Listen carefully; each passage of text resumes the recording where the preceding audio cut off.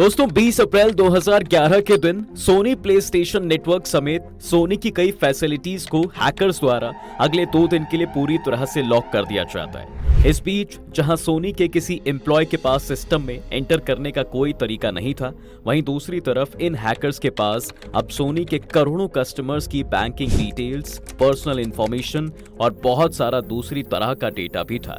लेकिन यह hack avoid किया जा सकता था क्योंकि यह हैक एक झगड़े से शुरू हुआ था। एक झगड़ा जो आगे चलकर सोनी की ही कब्र खोदने लगा। लेकिन कैसे, आइए जानते हैं। देखिए, सोनी के इस हैक की कहानी सोनी से नहीं बल्कि एप्पल से शुरू होती है। जब वो अपना पहला आईफोन लॉन्च करता है। आईफोन एक ऐसा डिवाइस था जो पहले किसी ने देखा नहीं था, इसलिए इसके लॉन्च होने के बाद से ही सभी को एक आईफोन तो जरूर चाहिए था। लेकिन इसमें सिर्फ एक प्रॉब्लम ये थी, आईफोन ने उस समय AT&T नाम के नेटवर्क प्रोवाइडर के साथ डील की हुई थी, जिस वजह से आईफोन के अंदर सिर्फ इन्हीं का सिम कार्ड चलाया जा सकता था।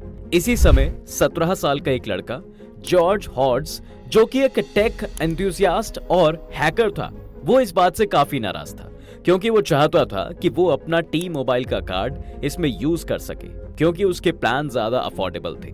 जॉर्ज इस वक्त 17 साल का जरूर था, लेकिन वो कई इंजीनियरिंग और टेक शोज में फीचर ऑलरेडी हो चुका था। इसलिए अपनी बाकी मशीन्स की तरह जॉर्ज ने भी आईफोन को खोलने का फैसला किया। जॉर्ज ने पाया कि उसके लिए आईफोन को हैक करना बहुत मुश्किल नहीं है।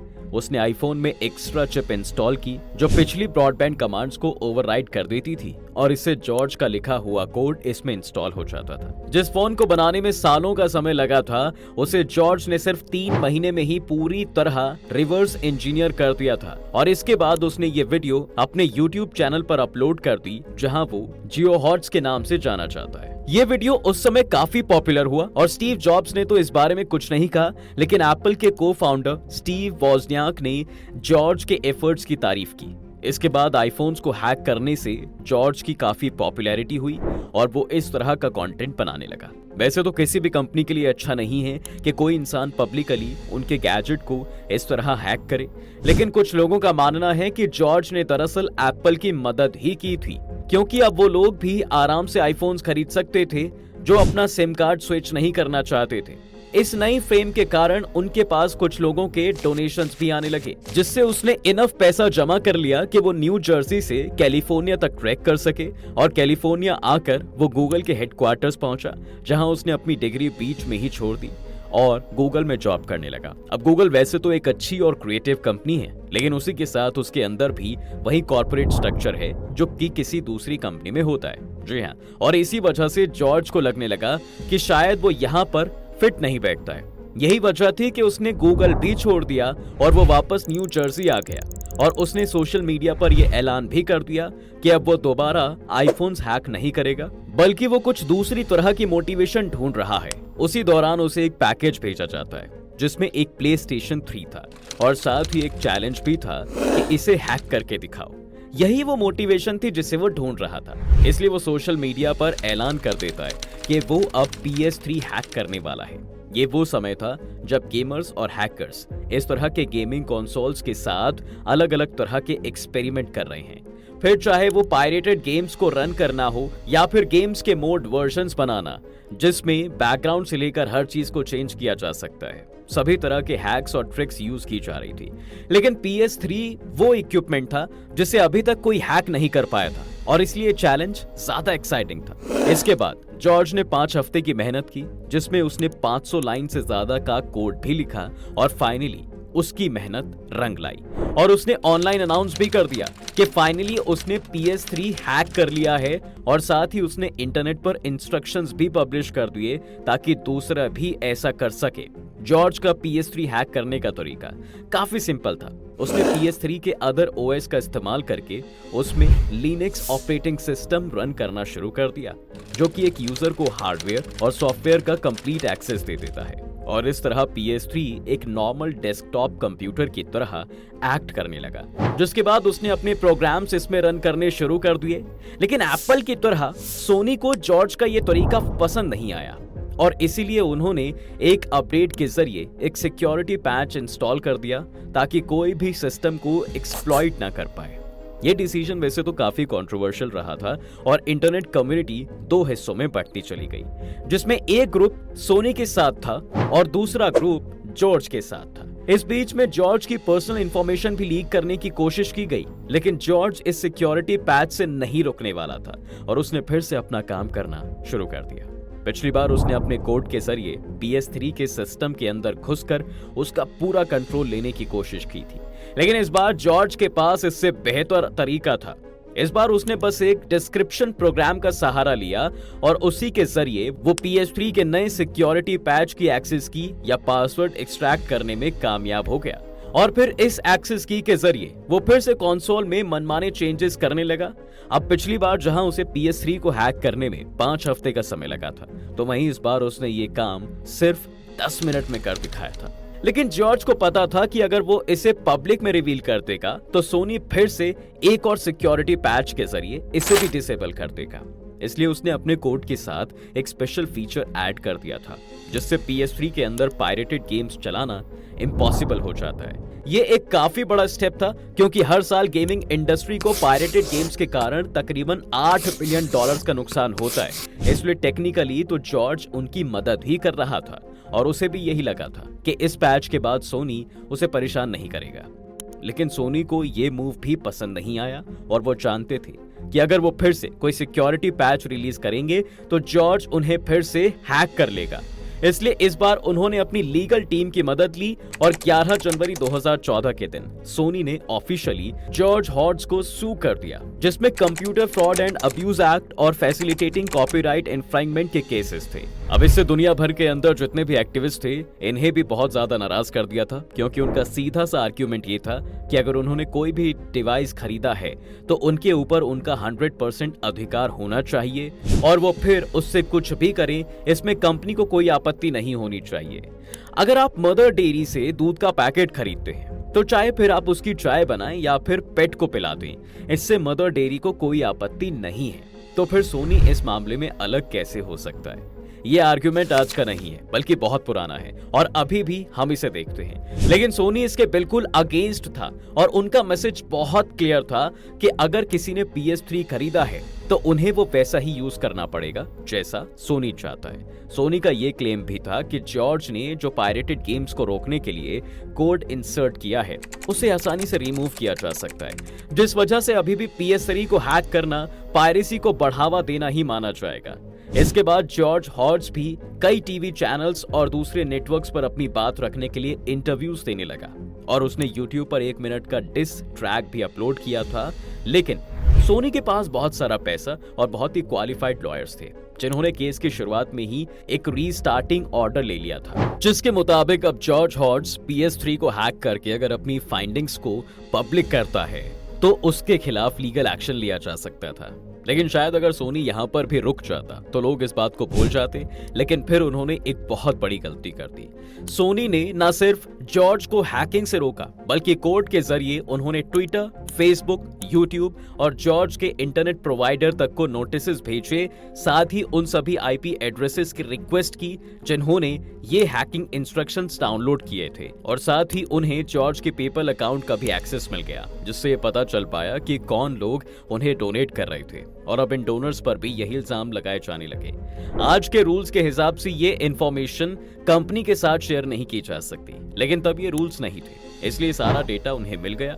लेकिन इसने एक खतरनाक प्रेसिडेंट सेट कर दिया था, क्योंकि अब हर एक हैकिंग के केस में कोई भी कंपनी कोर्ट जा सकती थी और इस केस का हवाला देकर बहुत सारे लोगों की इंफॉर्मेशन एक्सेस कर सकती थी। यही वो पॉइंट था जब अनोनिमस को इन्वॉल्व होना पड़ा। लेकिन ये अब अनोनिमस क्या है? देखिए, अनोनिमस एक हैकिंग ग्रुप है जिसके मेंबर्स एक दूसरे से कभी नहीं मिलते और ना ही एक दूसरे को जानते हैं। ये लोग इंटरनेट के थ्रू ही कम्युनिकेट करते हैं, और पिछले कुछ सालों में अनोनिमस के साथ जुड़े कई हैकर्स पब्लिकली सामने भी आए हैं। लेकिन असल में अभी भी कोई नहीं जानता कि ये ग्रुप किसने और कब शुरू किया था। जी हाँ, और इसमें इस वक्त कितने मेंबर्स मौजूद हैं। अनोनिमस दुनिया भर में इसलिए भी फेमस है क्योंकि उनकी इमेज पब्लिक में रॉबिन हुड वाली है। ये लोग बैंक से पैसा नहीं चुराते, बल्कि गवर्नमेंट और कंपनीज की सीक्रेट फाइल चुराते हैं, जिससे कि वो दुनिया में चल रहा करप्शन और वॉर क्राइम्स जैसी चीजों को एक्सपोज कर सकें। अनोनिमस डिजिटल राइट्स और प्राइवेसी को लेकर भी बहुत क्लियर है। जिस वजह से उन्होंने इस केस में दखल देने का फैसला लिया। एनोनिमस ने पहले तो इंटरनेट पर एक वार्निंग जारी करके सोनी को वार्निंग दी और उसके बाद 11 अप्रैल 2011 के दिन उन्होंने sony.com और playstation.com को हैक कर लिया और उन्हें ऑफलाइन कर दिया। इसके बाद उन्होंने एक YouTube पर वीडियो जारी करके अपनी डिमांड्स की घोषणा की, जिसमें कहा गया कि सोनी लोगों पर केसेस करना बंद कर दे और जॉर्ज हॉर्ट्ज को अकेला छोड़ दे। लेकिन जब जॉर्ज ने ये सब होते हुए देखा तो उसे भी ये लगने लगा कि कहीं एनोनिमस के एक्शन से सोनी और भी ज्यादा नाराज ना हो जाए और उसे ही कहीं इन अटैक्स में इन्वॉल्व ना मान ले। इस वजह से उसने स्टेटमेंट जारी करके ये कहा कि इन अटैक्स में उसका कोई हाथ नहीं है और वो जितनी भी हैकिंग करता है वो पब्लिक के सामने ही करता है। लेकिन बात अब जब जॉर्ज के हाथ से बाहर चली गई थी, क्योंकि एनोनिमस एक ग्रुप तो है लेकिन इसका कोई लीडर नहीं है और एक नहीं बल्कि एनोनिमस के अंदर कई सारे ग्रुप्स हैं जो एक दूसरे को जानते भी नहीं है। यही वजह थी कि एनोनिमस के एक एक्शन ने सोनी के एग्जीक्यूटिव्स की सारी पर्सनल इंफॉर्मेशन पब्लिक में लीक कर दी। मामला हाथ से फिसलता देख जॉर्ज और सोनी के बीच में एक सेटलमेंट डील हो गई और जॉर्ज ने फाइनली इस बात के लिए एग्री कर लिया कि अब वो दोबारा किसी PS3 या सोनी के प्रोडक्ट को हैक नहीं करेगा। लेकिन इस सेटलमेंट के बाद भी एनोनिमस ने सोनी का पीछा नहीं छोड़ा। 13 अप्रैल 2011 के दिन एनोनिमस ने एक वीडियो जारी करके सोनी के खिलाफ एक प्रोटेस्ट ऑर्गेनाइज करने की कॉल दी। ये प्रोटेस्ट 16 अप्रैल को होना था, जिसमें कहा गया था कि सभी लोग एक एनोनिमस मास्क पहनकर सोनी के स्टोर्स के सामने प्रोटेस्ट करें। इस वार्निंग के चलते उस वीकेंड यूके में स्टोर्स बंद रहे और मैनचेस्टर के सोनी स्टोर पर तो पुलिस भी तैनात की गई। इसके अलावा कैलिफोर्निया में सोनी स्टोर्स के ऊपर लोगों ने पोस्टर्स लगाने शुरू कर दिए। लेकिन ये प्रोटेस्ट कुछ खास कर नहीं पाया, क्योंकि एनोनिमस की असली ताकत इंटरनेट पर थी, ना कि फिजिकल वर्ल्ड में। इसलिए एनोनिमस ने वापस इंटरनेट का रास्ता ही अपनाया। 17 अप्रैल के दिन एम्प्लॉइज ने नोटिस किया कि उनके सर्वर्स में कुछ प्रॉब्लम डिटेक्ट हुई है। वहां पर जितनी भी मशीन्स थी वो बार बार रीबूट हो रही थी। ये अगले 2 दिन तक चलता रहा, जिस बीच उनकी खुद की साइबर सिक्योरिटी टीम इसे सॉल्व करने में लगी हुई थी। अब 19 अप्रैल को सोनी को ये रियलाइज होता है कि कोई उनके सर्वर्स में घुसा हुआ है और ये इंसान जो भी है अब उसके पास 7.7 करोड़ सब्सक्राइबर्स के अकाउंट्स का एक्सेस है।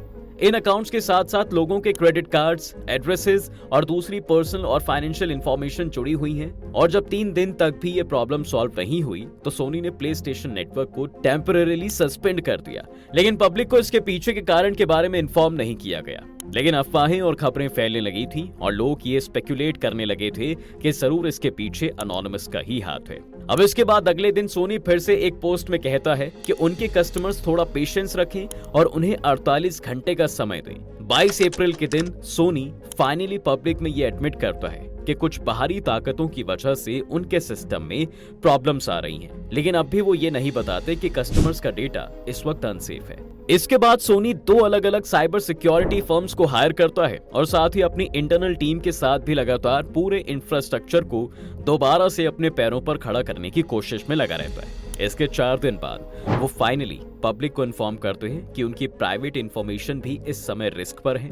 और जब ये बात सामने आती है तो सोनी का शेयर प्राइस गिरने लगता है। और मजेदार बात यहाँ पर यह थी कि भैया पूरा किस्सा तब शुरू हुआ जब सोनी ने जॉर्ज को सू किया था। लेकिन अब हजारों लोग सोनी को सू करने में लगे थे, क्योंकि सोनी अपने कस्टमर्स को प्रोटेक्ट करने में फेल रहा था। जॉर्ज ने लेकिन इस बीच में एक वीडियो अपलोड करके इस तरह की हैक को गलत बताया था। 2 मई के दिन तक भी उनका नेटवर्क क्लोज ही रहा था और फिर एक प्रेस कॉन्फ्रेंस करके सोनी ने साफ शब्दों में ये कह दिया था कि बहुत लोगों की क्रेडिट कार्ड इंफॉर्मेशन का एक्सेस इस हैक से हैकर्स के पास आ गया होगा। 14 मई के दिन फाइनली उनकी सर्विसेज ऑनलाइन हुई और अगले 2 दिन तक भी उनके इंजीनियर्स हर देश में एक के बाद एक कस्टमर अकाउंट्स को रिस्टोर करते रहे। और आखिरकार 23 दिन बाद सोनी के ऑफिसेज में लोगों ने चैन की सांस ली थी। इसके बाद यूएस हाउस ऑफ रिप्रेजेंटेटिव्स ने भी सोनी के खिलाफ एक इंक्वायरी शुरू कर दी, जिसमें यह पाया गया कि सोनी ने अटैक की वार्निंग मिलने के बाद भी अपने कस्टमर्स को प्रोटेक्ट करने के लिए कोई खास स्टेप्स नहीं उठाए थे। इसके बाद ब्रिटिश इंफॉर्मेशन कमिश्नर ने भी सोनी के खिलाफ एक इन्वेस्टिगेशन शुरू कर दी और यूके में उन्हें फाइनली 3.95 लाख पाउंड का फाइन भी देना पड़ा था, क्योंकि यूके के डेटा प्रोटेक्शन एक्ट ऑफ 1998 के हिसाब से एक टेक्नोलॉजी कंपनी होने के नाते इस डेटा को प्रोटेक्ट करने की जिम्मेदारी उन्हीं की थी। इसके अलावा सोनी ने हर उस इंसान के लिए $1 बिलियन तक का इंश्योरेंस इशू कर दिया जिसके क्रेडिट कार्ड को या जिसकी आइडेंटिटी को इस हैक के बाद गलत तरीके से इस्तेमाल किया गया था। अपने कस्टमर्स को कंपनसेशन के तौर पर 2 फ्री गेम्स भी डाउनलोड करने की परमिशन दी गई थी। इस पूरे हैक में 23 दिन तक अपना बिजनेस ना चल पाने के कारण सोनी को करीब $17.1 करोड़ का नुकसान हुआ था। और इस तरह एक 17 साल के लड़के और एक हैकर ग्रुप ने दुनिया की सबसे बड़ी कंपनीज में से एक को घुटने पर ला दिया। वैसे आपको क्या लगता है, क्या ये हैक सही था? अपनी राय हमें कमेंट्स में लिखकर जरूर बताएं। उम्मीद है आपको आज की इस वीडियो में काफी कुछ नया मिला होगा। अगर आपको ये वीडियो पसंद आया है तो वीडियो को लाइक करें और अगर आप इस चैनल पर नए हैं तो जाने से पहले चैनल को सब्सक्राइब करना बिल्कुल ना भूलें।